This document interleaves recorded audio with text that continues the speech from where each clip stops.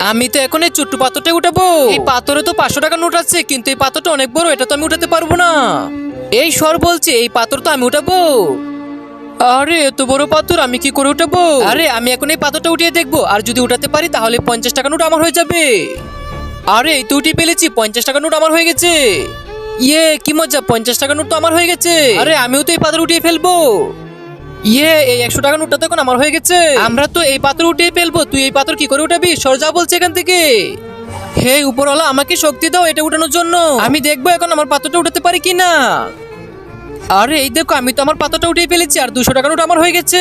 এরপর কি হয়েছিল সেটি দেখার আগে তুমি যদি তোমার মা বাবাকে মন থেকে ভালোবাসো, তাহলে ভিডিওতে লাইক করে নিচে থাকা সাদা কালো সাবস্ক্রাইব বাটনে টিপ দিয়ে সাবস্ক্রাইব করে দাও। আর তুমি যদি লাইক সাবস্ক্রাইব না করো, তাহলে ভাববো তুমি তোমার মা বাবাকে একটু ভালোবাসো না। আর কমেন্টে মা বাবা লিখে যাও। বন্ধুরা, আমি যদি এই পাথরটা উঠাতে পারি তাহলে তোমরা ভিডিওতে লাইক করে দিও। আরে ও তো পাথর কখনো উঠাতে পারবে না। হ্যাঁ ঠিকই বলেছিস, আর পাথর উঠাতে না পারলে তো টাকাও পাবে না। বন্ধুরা পার্ট 2 এর জন্য কমেন্ট করো।